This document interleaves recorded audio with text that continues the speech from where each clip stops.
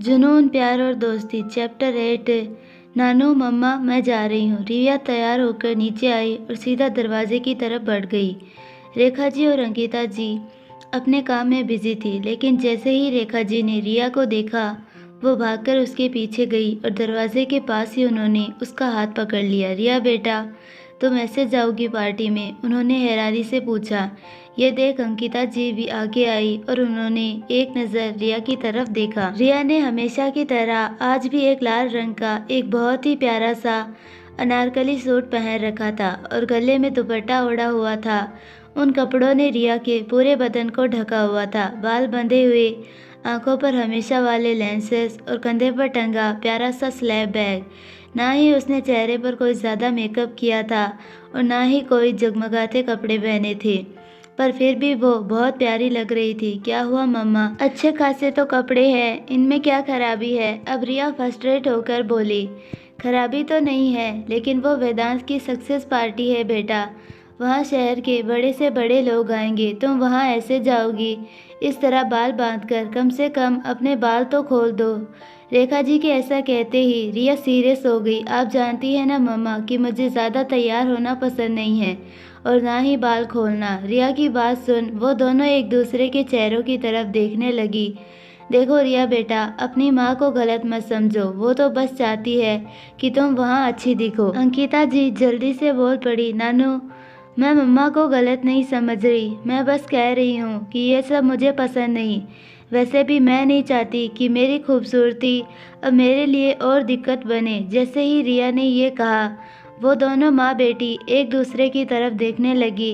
रेखा जी को उसकी बात सुन बहुत बुरा लगा। वैसे भी मैं बस आर्यन और रुद्र के कहने पर वहाँ जा रही हूँ, मेरा तो मन भी नहीं है वहाँ जाने का। रिया गर्दन झुकाकर बोली। उसकी बात सुन नानी आगे आई और उन्होंने रिया के चेहरे पर हाथ रखते हुए कहा। रिया बेटा, खूबसूरती तो देखने वाले की नज़रों में होती है। किसी को पत्थर में भी भगवान नजर आता है और किसी को भगवान में भी पत्थर। इसमें दोष किसका है बताओ? इनके सवाल का जवाब रिया के पास नहीं था। नानू, रिया आगे कुछ कहने जा ही रही थी कि तभी किसी ने दरवाजे पर जोर से खटखटाया। उसकी आवाज़ से वो तीनों ही चौंक गई, क्योंकि वो जो कोई भी था लगातार दरवाज़ा पीटता जा रहा था। कौन हो सकता है? रेखा जी हैरान होकर बोली। तभी बाहर से आवाज़ आई। Riya, Riya please open the door, please please Riya, help me Riya, दरवाज़ा खोलो प्लीज़, दरवाज़ा खोलो। ये आवाज़ तो काव्या की है ना? रिया ने काव्या की घबराई आवाज़ सुनकर जल्दी से दरवाज़ा खोला। दरवाज़ा खोलते ही काव्या जल्दी से अंदर दाखिल हो गई और उसने अपने हाथ से दरवाज़ा अंदर से पूरी तरह लॉक कर लिया। ये सब देख वो तीनों बहुत ही हैरान हो गई। काव्या, काव्या क्या हुआ? क्या हुआ काव्या बेटा? रिया की माँ और नानी ने घबराकर काव्या से पूछा, लेकिन रिया की नज़र उसके चेहरे पर टिकी थी। वो देख पा रही थी कि काव्या के गालों पर उंगलियों के निशान थे जो सुबह नहीं थे। उन्हें देख रिया को सब समझने में देर नहीं लगी। ऊपर से काव्या बुरी तरह से डरी हुई थी और रो भी रही थी। वो भागकर सीधा रिया के पास आई। Riya, Riya please help me रिया, पापा वो मुझे मार देंगे, मैं मरना नहीं चाहती, प्लीज़ प्लीज़ सेव मी। वो रिया के सामने हाथ जोड़कर गिड़गिड़ाने लगी। ये देखकर रिया का सुबह का सारा गुस्सा एक पल में गायब हो गया, क्योंकि उसे काव्या की बहुत चिंता हो रही थी। Kavya, Kavya relax, calm down, okay, यहाँ आओ, यहाँ बैठो। रिया ने उसे वहीं के एक टेबल पर बिठाया और रेखा जी तुरंत पानी ले आई। ये लो बेटा पानी पी लो। उन्होंने उसे पानी पिलाया, जिससे वो थोड़ी शांत हुई। काव्या, अब मुझे बताओ, बताओ कि क्या हुआ? रिया ने उससे बड़े ही प्यार से पूछा। रिया, वो पापा को पता नहीं आज क्या हो गया है, उन्हें लगता है कि मेरा किसी लड़के के साथ कोई चक्कर चल रहा है। क्या? रेखा जी और रिया दोनों एक साथ बोल पड़े। ये तुम क्या कह रही हो काव्या बेटा? तभी रिया ने हैरानी से पूछा। रिया, 2 दिन पहले मैं पापा से डरकर घर से भाग रही थी तो एक डॉक्टर से मिली। उसने मेरी मदद की, मेरे जख्मों पर दवाई लगाई। पापा के एक दोस्त ने मुझे उसके साथ देखा था और उसने आज वो पापा को बता दिया। अब उन्हें लगता है कि मेरा किसी लड़के के साथ अफेयर चल रहा है। उनका कहना है कि मैं उनका नाम डुबाने का काम कर रही हूँ और वो अपनी बेइज्जती होते बर्दाश्त नहीं कर सकते। उन्होंने उन्होंने मुझे मारा रिया। मैं बड़ी मुश्किल से वहाँ से निकल कर आ पाई हूँ। आज वो बहुत गुस्से में है। मेरा यकीन करो रिया, मेरा उस इंसान से कोई लेना देना नहीं है। उसने तो बस मेरी मदद की थी। प्लीज़ मुझे बचा लो रिया। अगर मैं आज पापा के हाथ लग गई तो वो मुझे मार डालेंगे। काव्या बुरी तरह रोने लगी। उसे इस तरह रोता देख उन सबको बहुत बुरा लगा। रिया ने आगे आकर उसे अपने सीने से लगा लिया और उसे शांत करने लगी। शांत हो जाओ काव्या, रो मत। मैं हूँ ना तुम्हारे साथ। मैं हमेशा तुम्हारे साथ हूँ। मेरे होते कोई तुम्हें छू भी नहीं सकता।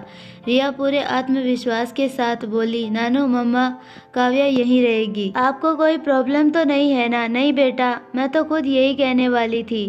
रेखा जी तुरंत बोली। उनकी बात सुन रिया को राहत मिली।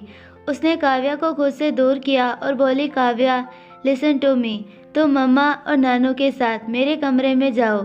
मैं बस थोड़ी देर में आती हूँ। जैसे ही रिया ने यह कहा, काव्या थोड़ी पैनिक हो गई। मम्मा प्लीज़ आप इसे मेरे कमरे में ले जाइए, रिया ने रेखा जी से कहा और काव्या की तरफ से रुख मोड़ा। काव्या, मैं बस थोड़ी देर में वापस आ जाऊंगी। तब तक तुम नानू और मम्मा के साथ रहो, ये तुम्हारा ख्याल रखेंगे। रिया कह ही रही थी कि तभी काव्या ने उसका हाथ पकड़ लिया और रोने लगी। नहीं रिया प्लीज़ मुझे छोड़कर मत जाओ। अगर तुम चली गई और बाद में पापा भी यहाँ आ गए तो रिया प्लीज़ मुझे छोड़कर मत जाओ। उसे इस तरह से रोता देख रिया को बहुत बुरा लगा। अगर ऐसा हुआ तो हम है ना बेटा, we will protect you, Rekha ji तुरंत बोली। लेकिन काव्या का ध्यान बस रिया पर था। Please Riya, please don't leave me Riya. वो रिया का हाथ पकड़ रोने लगी। ओके रिलैक्स काव्या, मैं नहीं जाऊंगी, मैं कहीं नहीं जा रही हूँ, मैं यहीं हूँ तुम्हारे पास। प्लीज़ तुम शांत हो जाओ। रिया के ऐसा कहते ही काव्या शांत होने लगी। काव्या ने उसे अपने सीने से लगा लिया। वो उसकी हालत समझ पा रही थी। तभी अचानक से डोरबेल की आवाज़ सुन सभी हैरान हो गए, लेकिन काव्या बहुत ज़्यादा घबरा गई। मैं देखती हूँ। रेखा जी दरवाज़ा खोलने के लिए आगे बढ़ रही थी कि काव्या ने उनके शर्ट का एक कोना कसकर पकड़ लिया, जिससे वो रुक गई। पापा, ये ज़रूर पापा होंगे। प्लीज़ दरवाज़ा मत खोलना आंटी। अगर मैं उनके हाथ लगी तो वो मुझे मार डालेंगे। वो घबराकर बोली। काव्या रिलैक्स, मैं देखती हूँ। रिया बोल पड़ी। नहीं रिया, प्लीज़ दरवाज़ा मत खोलो। Kavya trust me, I will take care of it, Riya ने उसे शांत करते हुए कहा और दरवाज़ा खोलने आगे बढ़ी। रिया बेटा, मैं खोलती हूँ दरवाज़ा, रेखा जी बोली। नहीं मम्मा, मैं संभाल लूँगी। रिया ने जाकर दरवाजे का लॉक खोल दिया। डर तो उसे भी लग रहा था, पर उसने हिम्मत जुटाई और दरवाज़ा खोल दिया। लेकिन दरवाजे पर काव्या के पापा नहीं, बल्कि ब्लैक सूट बूट पहना कोई और ही आदमी खड़ा था। Hello ma'am, if I am not wrong then आप ही रिया मैम है ना? उस आदमी ने पूछा। जी मैं ही हूँ। आप कौन? मैम, मैं आर्यन सर का पर्सनल गार्ड हूँ। उन्होंने मुझे आपको अपने साथ लाने के लिए भेजा है। मुझे लाने पर इस सब की क्या ज़रूरत थी? ये आर्यन सर का ऑर्डर था मैम। अगर आप तैयार हो तो क्या हम चल सकते हैं? उसके सवाल पर रिया को समझ नहीं आ रहा था कि वो उसे क्या जवाब दे।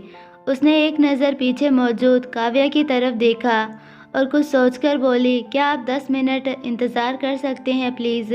श्योर मैम, मैं बाहर गाड़ी में आपका वेट कर रहा हूँ। इतना कहकर वो आदमी वहाँ से चला गया। उसके जाते ही रिया ने दरवाज़ा बंद कर दिया और अंदर आई। मम्मा, आपकी मदद चाहिए। प्लीज़ आप काव्या को तैयार कर दीजिए, मैं उसे अपने साथ लेकर जाऊँगी। ये तुम क्या कह रही हो रिया? अंकिता जी बोल पड़ी। अब मेरे पास और कोई रास्ता नहीं है नानू। आर्यन ने गाड़ी भेजी है मेरे लिए। शायद काव्या वहाँ जाएगी तो उसे थोड़ा अच्छा लगेगा। पर रिया, अंकिता जी कहते कहते रुक गई। मम्मा, बस मेकअप से इसके ये मार्क्स छुपा देना, बाकी सब मैं संभाल लूँगी।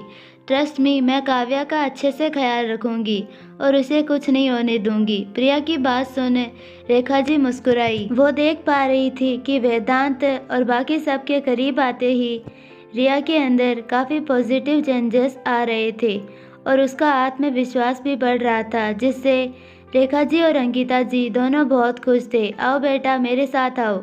रेखा जी काव्या को अपने साथ ले गई। उन्होंने उसे रिया के ही कपड़े पहनने के लिए दिए और उसके चेहरे के मार के निशान भी उन्होंने मेकअप से छुपा दिए। फाइनली उसके तैयार होते ही रिया उसे लेकर आर्यन के गार्ड के साथ वहां से निकल गई।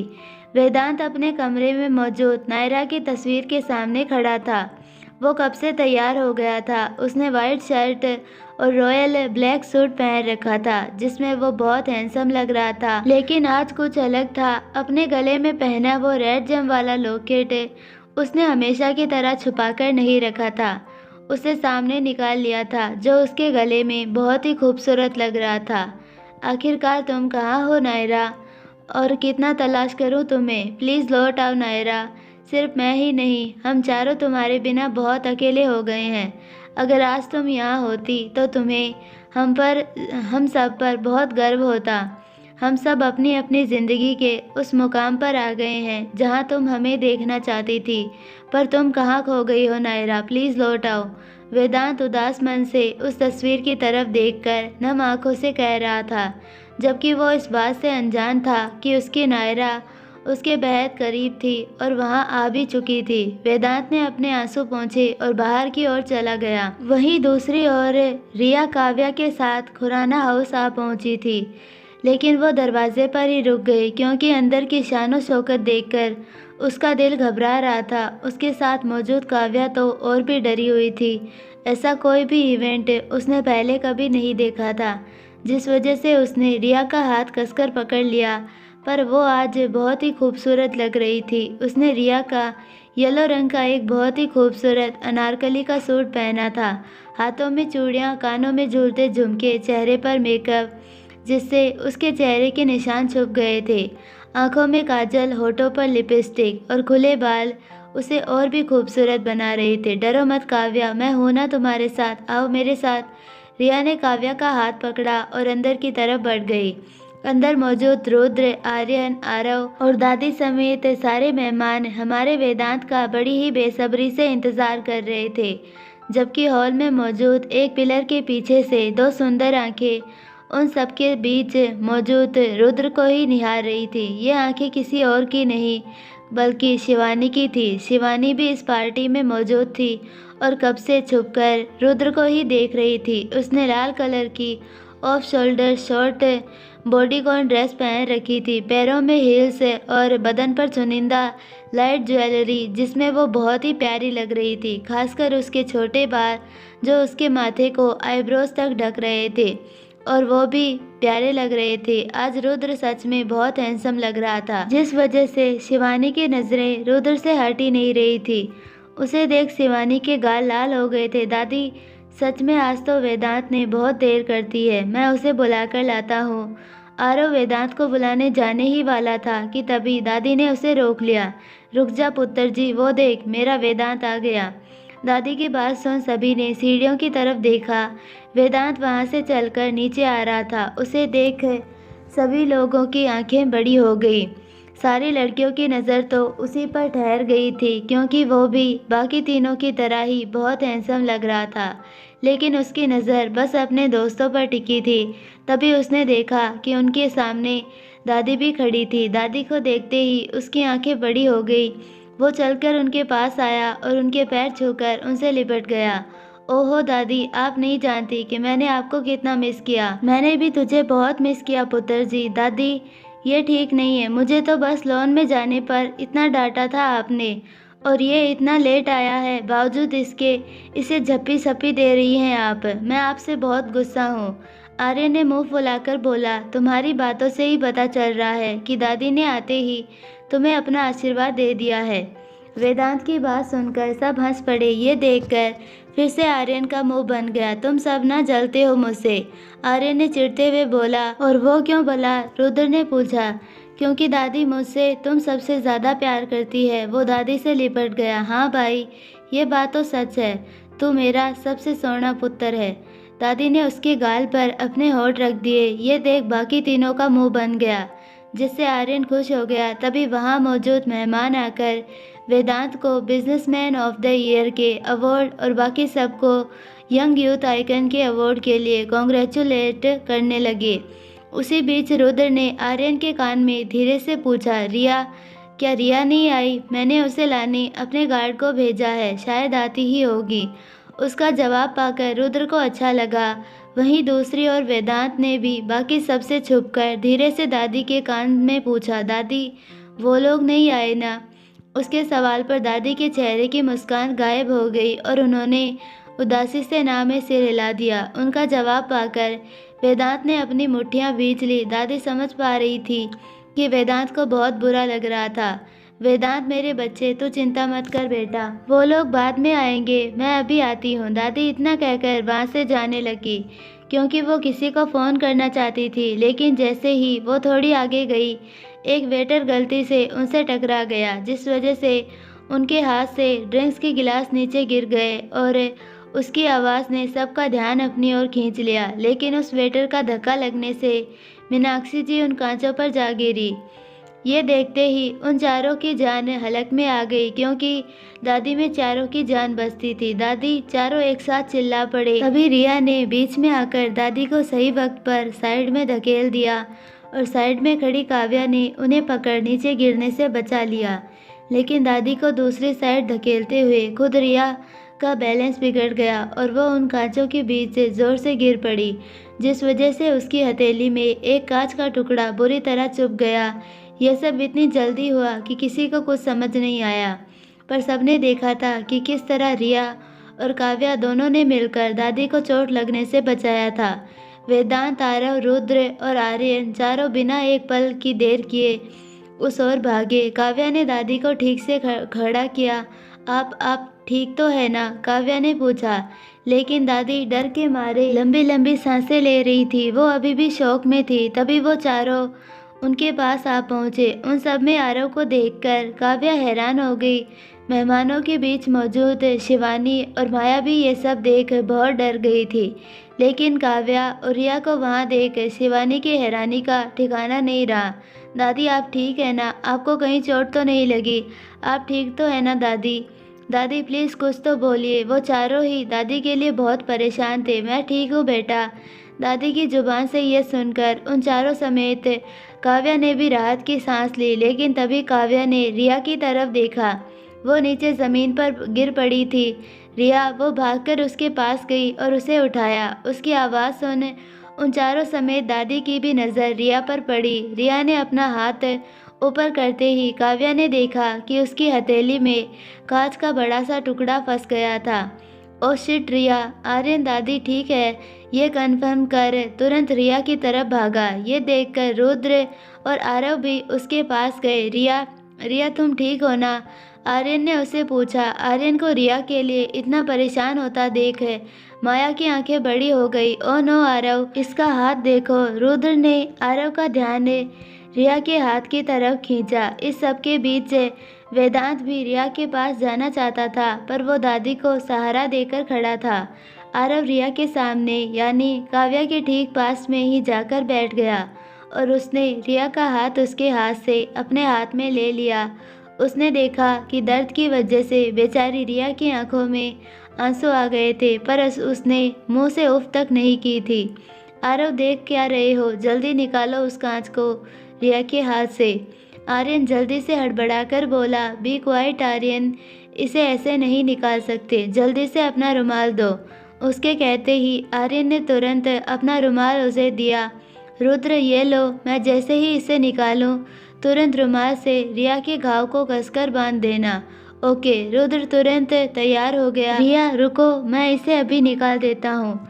आरव की बात सुन रिया ने अपनी आंखें बंद कर ली और दूसरे हाथ की मुट्ठी भींच ली। आरव ने उस कांच के टुकड़े को ठीक से पकड़ा और एक ही झटके में खींचकर उसकी हथेली से बाहर निकाल दिया। ऐसा होते ही उसके घाव से बहुत सारा खून बहने लगा, पर तभी रुद्र ने उस पर रुमाल रखा और उसे कसकर दबा दिया, जिससे रिया को बहुत दर्द हुआ और वेदांत समेत सभी ने ये महसूस भी किया, पर रिया ने उफ तक नहीं की थी। रिया, तुम मेरे साथ आओ, मैं तुम्हारे हाथ पर बैंडेज कर देता हूँ। रुद्र, आर्यन, तुम दोनों यहाँ सब देख लेना। आरव की बात सुन उन दोनों ने हाँ में सिर हिलाया और उन तीनों ने रिया को उठने में मदद की। रिया प्लीज़ संभाल कर। आरव उसे अपने साथ अंदर ले जाते हुए बोला, क्योंकि नीचे कांच बिखरे थे। रिया जैसे ही दादी के पास आई उसने तुरंत उनसे पूछा, आप ठीक तो है ना मैम? मैं बिल्कुल ठीक हूँ बेटा, लेकिन तुमने मेरी चोट अपने ऊपर ले ली। तुम्हें बहुत चोट लगी है। मीनाक्षी जी ने उसके सिर पर हाथ फेरा। कोई बात नहीं, छोटी सी चोट है, वो मुस्कुराकर बोली। दादी के पास में ही खड़ा वेदांत तो बस उसे देखता ही रह गया। और रिया आरव की बात सुन वो उसके साथ चली गई। काव्या भी उसके पीछे चल दी। वेदांत रिया को बस वहां से जाते हुए देखता रहा। शिवानी को भी रिया की बहुत चिंता हो रही थी। तभी सबने देखा कि अचानक से वेदांत पास में ही खड़े उस वेटर की तरफ बढ़ गया, जिसकी वजह से ये सब हुआ था। उसने जाकर सीधा उसकी कॉलर पकड़ ली। यू बेस्टर्ड, तेरी वजह से आज मेरी दादी को कितनी चोट लग सकती थी पता है? उसका गुस्सा देख वहाँ मौजूद सभी डर गए। वेदांत छोड़ दे यार। हाँ वेदांत, ये सब इसने जानबूझकर नहीं किया। रुद्र और आर्यन भागकर आगे आए और उन्होंने वेदांत को रोका। तभी मीनाक्षी जी आगे आई और वो भी वेदांत से बोली, शांत हो जा वेदांत, इसमें मेरी भी गलती थी। मुझे भी समझ में नहीं आया कि मैं कैसे इससे टकरा गई। गुस्सा थूक दे बेटा। उनकी बात सुन वेदांत थोड़ा शांत हुआ और अपना कोट झटकते हुए फिर से उस वेटर के सामने जाकर खड़ा हो गया। You get out of here right now, वरना मैं नहीं जानता कि मैं क्या करूँगा, उसने गुस्से में कहा। उसका गुस्सा देखकर वो वेटर उसी वक्त वहाँ से चला गया। उसके जाते ही वेदांत खुद को शांत करने में जुट गया। इसीलिए दादी उसके पास आई और उसे शांत होने में मदद करने लगी। अभी अभी हुए एक्सीडेंट से सारे मेहमान भी बहुत डिस्टर्ब हो गए थे। इसीलिए रुद्र के इशारे पर आर्यन सामने आया और उसने सभी मेहमानों से कहा, अभी यहाँ जो भी कुछ हुआ प्लीज़ उस सबको इग्नोर कीजिए everyone. We are extremely sorry for that, please enjoy the party. उसकी बात सुन सभी मेहमान थोड़ा रिलैक्स हुए। रुद्र ने सर्वेंट्स को तुरंत वहाँ की सफाई करने के लिए कहा और ड्रिंक सर्व करने के लिए भी, जिससे पार्टी का हाल पहले की तरह थोड़ा नॉर्मल होने लगा। आरव रिया के हाथ पर बैंडेज कर रहा था। काव्या भी उन्हीं के साथ बैठी थी। थैंक यू सो मच रिया। आरव, तुम्हें मुझे थैंक यू कहने की ज़रूरत नहीं है। उनकी जगह अगर कोई और भी होता तो मैं उनकी भी मदद करती। छोटी सी चोट है, तुम चिंता मत करो, जल्दी ठीक हो जाएगी। रिया की बात सुनकर आरव हल्का सा मुस्कुराया। रिया सच में दिल की कितनी अच्छी है और स्ट्रॉन्ग भी। अगर मैं भी इसकी तरह इतनी स्ट्रॉन्ग होती तो शायद आज मेरी हालत ऐसी ना होती। वहाँ बैठी रिया मन ही मन सोच रही थी। तभी आरव ने उसकी तरफ रुख मोड़ा। तुम्हारा भी शुक्रिया काव्या, तुमने भी दादी को बचाने में बहुत मदद की। आरव की बात सुन वो इस तरह हड़बड़ाई कि कोई जवाब नहीं दे पाई। काव्या, तुम्हें इसका नाम पता है? मतलब तुम इसे जानती हो? रिया ने तुरंत पूछा। हाँ, हम पहले भी मिल चुके हैं, जब मैं तुम्हें छोड़ने तुम्हारे घर आया था। आरव की बात सुनकर रिया ने हैरानी से काव्या की तरफ देखा। उसकी नज़रों में छुपा सवाल काव्या समझ पा रही थी। तुम सही हो, मैं इन्हीं की बात कर रही थी। काव्या ने उसके बिना कुछ पूछे जवाब दे दिया, जिसे सुन रिया हैरान हो गई। अब तुम ठीक हो? आरव ने काव्या से पूछा, जिस पर उसने बस हाँ में सिर हिला दिया। तो अब हम बाहर चलें, सब हमारा वेट कर रहे होंगे। आरव की बात पर दोनों ने हाँ में सिर हिलाया। बाहर भी अब पार्टी में सब नॉर्मल हो गया था। आर्यन बेटा, वो दोनों लड़कियां कौन थी? मीनाक्षी जी ने आर्यन से पूछा। तभी रिया, काव्या और आरव वहां आ पहुंचे। मेरा नाम रिया है मैम, रिया ने कहा। रिया की आवाज़ सुन मीनाक्षी जी ने उनकी तरफ देखा। और मेरा काव्या, काव्या ने भी कहा। मैं वेदांत सर की पर्सनल असिस्टेंट हूँ और ये मेरी दोस्त है। मीनाक्षी जी उन दोनों के पास आई। बेटा, तुम्हारा बहुत शुक्रिया, तुम दोनों ना होती तो आज मुझे बहुत चोट लग जाती। उन्होंने उन दोनों के चेहरे को छूते हुए कहा। कोई बात नहीं मैम, काव्या बोली। यस मैम, हमें तो खुशी है कि आपको कोई चोट नहीं लगी, रिया भी बोली। उनकी बातें सुनकर मीनाक्षी जी को बहुत अच्छा लगा। ओ हेलो आवर ऑनरेबल होस्ट, अब जब सब आ गए हैं तो क्यों ना आप अपना काम शुरू करें। रुद्र दादी से बोला। हाँ ठीक है, जा रही हूँ। बात तो ऐसे कर रहा है जैसे इनमें से कोई तुम्हारी गर्लफ्रेंड है और मैं बन रही हूँ कबाब में हड्डी। दादी मुंह बनाते हुए वहाँ से जाने लगी। अरे दादी, ये आप क्या कह रही है? रुद्र का मुंह बन गया। अरे रुद्र, जाने दो भाई, तुम नहीं जानते क्या कि नायरा के बाद अपनी दादी ही हमारी ज़िंदगी के सबसे बड़ी ड्रामा क्वीन है। आर्यन की बात सुन रिया ने उसकी तरफ चौंक कर देखा। ये सही कह रहा है, सबसे पहले हमारी नायरा और बाद में दादी। आरव भी हंस पड़ा, जिससे रिया के होठों पर भी हल्की सी मुस्कान आ गई। तभी मीनाक्षी जी हॉल में बीच में आई। एक सर्वेंट ने उन्हें माइक लाकर दिया। Hello and good evening everyone, may I have your attention please. उनके कहते ही सारी पार्टी का मेन फोकस वो बन गई। आज शाम में आप सब हमारी खुशियों में शामिल होने आए, उसके लिए मैं मीनाक्षी खुराना आप सबका तहे दिल से स्वागत करती हूँ और शुक्रिया भी। उनकी बात सुने सब मुस्कुराने लगे। आज की इस पार्टी की सिर्फ एक ही वजह नहीं है, मेरे पास इसकी चार वजह है, और वो है ये मेरे 4 होनहार बच्चे। मीनाक्षी जी ने उन चारों की तरफ इशारा किया, जिससे वो चारों हैरान हो गए। उनके पीछे रिया और काव्या भी खड़े थे। ये दादी क्या बोल रही है, मुझे नहीं पता, मैंने तो कुछ अलग लिख कर दिया था। मुझे इस बारे में नहीं पता भाई। आर्यन, आरव और रुद्र एक दूसरे से फुसफुसाए, जबकि रिया और काव्या भी उनकी बातें सुन पा रही थी। मेरे पोते वेदांत खुराना ने पिछले 2 साल की ही तरह इस साल भी बिजनेसमैन ऑफ द ईयर का अवार्ड हासिल किया है। जैसे ही दादी ने ये कहा, हर तरफ से तालियां बजने लगी और साथ ही साथ मेरे इन चारों होनहार बच्चों के group the 4 pillars of hope ने यंगेस्ट यूथ आइकन का खिताब भी हासिल किया है। इस बार तालियां ऐसी बजी कि रुकने का नाम ही नहीं ले रही थी। मेहमानों के बीच खड़ी शिवानी और माया भी उन सब के लिए बहुत खुश लग रही थी। अरे रुकिए रुकिए, मुझे अपनी बात तो पूरी करने दीजिए। दादी की बात सुन सभी मुस्कुरा पड़े। वेदांत यानी इस ग्रुप के एक पिलर के बारे में तो आप सब जानते ही हैं, इसीलिए इसके बारे में बताकर आपका वक्त बर्बाद नहीं करूंगी। तो आगे बढ़ते हैं दूसरे पिलर की तरफ, यानी मिस्टर आरव राजपूत। इसे तो आप जानते ही हैं, इंडिया के साथ साथ अदर कंट्रीज़ का भी जाना माना कार्डियोलॉजिस्ट और बेस्ट हार्ट सर्जन, जिसके हाथ आज तक एक सर्जरी भी फेल नहीं हुई, जिसने आज तक कई रूरल एरियाज़ में जाकर लोगों का मुफ्त इलाज किया, उनकी जान बचाई। कहते हैं कि डॉक्टर भगवान का रूप होते हैं, और मेरे पोते ने ये बात अपने कर्मों से साबित की है। सबने तालियां बजाकर आरव को बहुत बधाई दी। रिया भी ये बात सुनकर बहुत खुश हुई। रुद्र डिसूजा, इसे तो आप सब जानते ही हैं, आपके शहर के नए एसपी। काफ़ी कम लोग होते हैं जो शून्य से अपना संसार बना पाते हैं, और मुझे गर्व है कि मेरा रुद्र भी उन्हीं में से एक है। ना जाने कितने ही पेंडिंग और रनिंग केसेस को सॉल्व कर रुद्र ने काफ़ी कम समय में अपनी एक अलग पहचान बनाई और आज इस मुकाम पर आ पहुंचा। कुछ महीने पहले ही ह्यूमन ट्रैफिकिंग रैकेट का पर्दाफाश कर उसने ना जाने कितनी ही नाबालिग लड़कियों की ज़िंदगी बर्बाद होने से बचाई, उन्हें अपने परिवारों से फिर से मिलाया। ये सुनते ही सबसे पहले शिवानी ने ज़ोर से ताली बजाई, जिससे बाकी सब भी रुद्र के लिए क्लैप करने लगे। और अब इस ग्रुप के आखिरी और सबसे सुंदर पिलर से मिलिए, मिस्टर आर्यन खन्ना। खन्ना के सीईओ, एक जाने माने शेफ और मेरा सबसे फेवरेट पोता। दादी ने आर्यन की ओर आंख मारते हुए कहा। ये सुनते ही बाकी सबका मुंह बन गया, लेकिन आर्यन का चेहरा खिल उठा।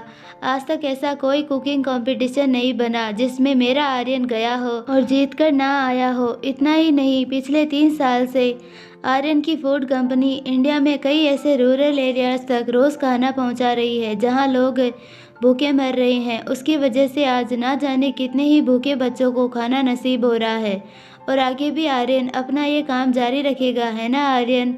दादी के सवाल पर आर्यन ने मुस्कुराकर हाँ में सिर हिलाया।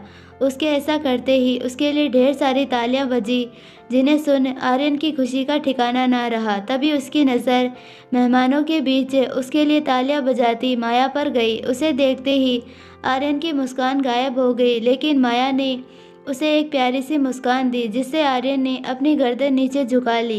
कहते हैं कि भगवान हर जगह नहीं हो सकते, इसीलिए उन्होंने माँ को बनाया, लेकिन मैं मानती हूँ कि उन्होंने आरव, आर्यन और रुद्र जैसे एंजल्स भी बनाए हैं, जो ना जाने कितने ही लोगों की ज़िंदगी बचाने और संवारने की ताकत रखते हैं। वो सुन आरव, आर्यन और रुद्र को बहुत अच्छा लगा। रिया को यह सब सुने बहुत ही फ़ख्र महसूस हो रहा था, उसे उनके लिए बहुत खुशी हो रही थी। सो एवरीवन, ये है मेरे और हम सब के 4 पिलर्स ऑफ होप।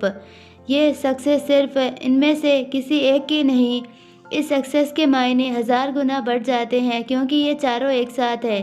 दादी की बात सुन वो चारों मुस्कुराते हुए एक दूसरे की तरफ लिपट गए। ये देख बाकी सभी की तरह रिया के चेहरे पर भी बड़ी सी मुस्कान आ गई और साथ ही उसकी आंखों के किनारे नम हो गए। तभी वेदांत, आरव, आर्यन, रुद्र चारों ही भागकर दादी के पास गए और उनसे लिपट गए। वो सब एक साथ बहुत खुश लग रहे थे। तुम सबको किसी की नज़र ना लगे, मैं चाहती हूँ कि तुम सब हमेशा एक साथ रहो और खुश रहो, क्योंकि तुम्हारी खुशी में ही मेरी खुशी है दोस्तों। रिया मन ही मन सोचकर उनके लिए बहुत खुश हो रही थी। वेदांत, आरव, आर्यन और रुद्र चारों दादी से लिपटकर खुश हो रहे थे। तभी आर्यन ने दादी के हाथ से माइक ले लिया और बोलना शुरू किया। गुड इवनिंग एवरीवन, मैं आप सबसे कुछ कहना चाहता हूँ। कुछ देर पहले दादी ने हमारी तारीफ में कुछ कहा। आप हम सब चारों को एक साथ द 4 पिलर्स ऑफ होप के नाम से जानते हैं, पर मैं बताना चाहता हूँ कि हम सबको भी सपोर्ट देने वाला एक मोस्ट स्ट्रॉन्ग पिलर भी है, जिसकी वजह से हम चारों आज यहाँ अपने पैरों पर खड़ी हैं। वो शख्स, उसके बारे में अब क्या ही बताऊं। आर्यन के चेहरे पर प्यारी सी मुस्कान आ गई। जहाँ सब लोग गौर से उसकी बात सुनने लगे, वहीं माया के चेहरे की मुस्कान गायब हो रही थी। उसने मुझे सिखाया कि इंसान की खूबसूरती उसके चेहरे से नहीं, उसके दिल, उसकी अच्छाई और उसके अंदर छुपी कला से आती है। आर्यन की बात सुन सभी लोग हैरान हो गए। तभी रुद्र आगे आया और उसने उसके हाथ से माइक ले लिया। आप सब ने बिल्कुल सही सुना। आज हम सब जिस मुकाम पर है, जिस तरह स्ट्रॉन्ग पर्सनैलिटीज़ के रूप में आपके सामने खड़े हैं, उसके पीछे किसी ऐसे इंसान का हाथ है जिसने हम सब में आगे बढ़ने की उम्मीद जगाई। अगर मैं अपनी बात करूं तो उसने मुझे अपने अंधेरे कल से बाहर निकलकर आज का सवेरा दिखाया।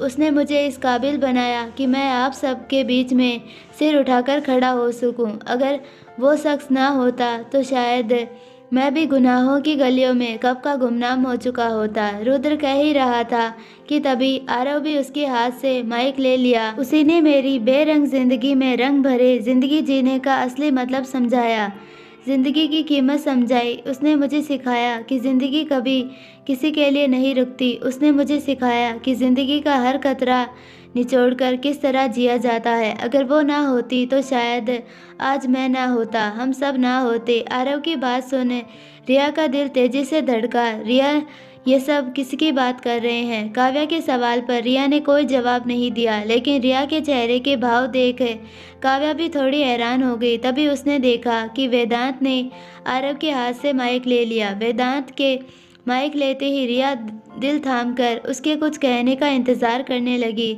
वो शख्स ही वजह है कि हम चारों आज एक साथ हैं और हमेशा साथ रहेंगे। उसने कुछ वक्त के लिए ही सही, लेकिन हमारी ज़िंदगी में आकर हम चारों को नई ज़िंदगी का तोहफ़ा दिया है। उसकी खुशनुमा आंखें हर बार हमें खुशियों की अहमियत समझाती आई है। आज वो हम सबके साथ नहीं है, दुनिया की इस भीड़ में कहीं खो गई है। वेदांत उदासी के साथ बोला। तभी आर्यन ने उसके हाथ से माइक लिया, पर फिर भी हमारे साथ ना होते हुए भी उसकी मौजूदगी का एहसास हर पल हमारे साथ है। लेकिन हम हर गुजरते पल में उसे याद करते हैं। उसके वापस लौटने का हम पूरी शिद्दत से इंतज़ार कर रहे हैं और हमें पूरा यकीन है कि वो एक दिन हमारे पास ज़रूर लौटेगी। रुद्र की बात सुन इस बार रिया की आंखों से आंसू गिर पड़े, लेकिन उसने तुरंत उन्हें पूछ डाला। दादी भी उन सब की बातें सुन भावुक हो रही थी और वो शख्स और कोई नहीं, हम चारों की सबसे अच्छी दोस्त हमारी प्यारी नायरा है। आरव की ज़ुबान से अपना नाम सुन 2 पल के लिए रिया की धड़कन ही रुक सी गई, पर उसने अपने आप को संभाला। इस मॉडर्न एरा में जहाँ लोग समझते हैं कि एक लड़का और एक लड़की कभी दोस्त नहीं हो सकते, वहाँ हम चारों की सबसे अच्छी दोस्त अगर कोई है तो वो है हमारी नायरा, और हम जानते हैं कि हमारी दोस्ती एक दिन मिसाल कायम करेगी। रुद्र बोला। हमारी आज तक की हर छोटी से छोटी और बड़ी से बड़ी सक्सेस को हम सब हमारी सबसे अच्छी दोस्त नायरा को डेडिकेट करते हैं। आर्यन बोला। क्योंकि अगर वो ना होती तो हम ना होते, और इस मौके पर हम उसे याद ना करें ऐसा कभी नहीं हो सकता। वेदांत भी बोला। उनकी बातें सुन सभी लोग भावुक हो गए थे और वो खुद भी। इसीलिए वो सब एक दूसरे को संभालने लगे। दादी भी उन्हें संभालने आगे आई। माया और शिवानी भी बहुत ही भावुक हो गई थी। अपने लिए उन सबको इस तरह तड़पता देख रिया को बहुत बुरा लगा और उसके लिए उसे अपने आंसू रोकना अब और मुश्किल होता जा रहा था। इसीलिए वो वहाँ से पलट गई और चुपके से निकल गई। लेकिन इस बार उस पर शिवानी और काव्या दोनों की नज़र थी, इसीलिए वो दोनों भी उसके पीछे गए। रिया एक पिलर के पीछे आकर रुक गई और अपने आंसुओं को काबू करने की कोशिश करने लगी। लेकिन तभी शिवानी वहाँ आ पहुँची, जिसे देखकर रिया हैरान रह गई। तभी काव्या भी वहाँ आ पहुँची। वो भी शिवानी को वहाँ देखकर हैरान हो गई थी। शिवानी, तुम यहाँ? रिया ने हैरानी से पूछा। हाँ रिया, काव्या, मैं पापा के साथ आई हूँ। आना तो नहीं चाहती थी, पर मुझे ज़बरदस्ती ले आई यहाँ। पर तुम दोनों यहाँ कैसे? शिवानी के सवाल पर दोनों ने उसे सब कुछ सच बता दिया, जिससे वो हैरान रह गई। उसे काव्या की बहुत चिंता भी हुई। काव्या, तुम ठीक हो ना? तुम्हें कहीं ज़्यादा चोट तो नहीं लगी ना? मैं ठीक हूँ शिवानी, मुझे कोई दर्द नहीं है। रिया मेरे साथ है तो मुझे डर भी नहीं लग रहा। लेकिन तुम वहाँ से भाग क्यों आई रिया? काव्या ने तुरंत रिया की तरफ रुख मोड़ा, जिससे रिया हड़बड़ा गई। हाँ रिया, तुम ठीक तो हो ना? क्या तुम्हारी चोट दर्द कर रही है? शिवानी ने भी पूछा। वो मेरी आंखों में वहाँ लाइट्स की वजह से दर्द होने लगा था, इसीलिए यहाँ आ गई। रिया ने बड़ी मुश्किल से अपने आंसू पोंछ लिए। तुम सच में ठीक हो ना रिया? हाँ शिवानी, मैं बिल्कुल ठीक हूँ, रिया ने चेहरे पर नकली मुस्कान लिए कहा, जिससे शिवानी और काव्या ने राहत की सांस ली। तभी उनके कानों पर म्यूजिक की तेज आवाज़ पड़ने लगी। वो आवाज़ पियानो, गिटार, माउथ ऑर्गन और वायलिन की थी। वो आवाज़ सुन अचानक रिया की आंखें बड़ी हो गई। ये आवाज़ तो वो बिना कुछ सोचे समझे वापस भागी। उसका ऐसा रिएक्शन देख शिवानी और काव्या हैरान हो गई। वो भी उसके पीछे भागी। आई होप आपको ये पार्ट पसंद आया होगा, और अगर पसंद आया तो प्लीज़ वीडियो को लाइक, शेयर और चैनल को सब्सक्राइब ज़रूर कीजिए और बेल आइकन नोटिफिकेशन को ऑल पर सेलेक्ट कर दीजिए, ताकि हमारी सारी वीडियोज़ की नोटिफिकेशन आपको मिलती रहे। धन्यवाद। मिलते हैं नेक्स्ट पार्ट में, तब तक के लिए बाय।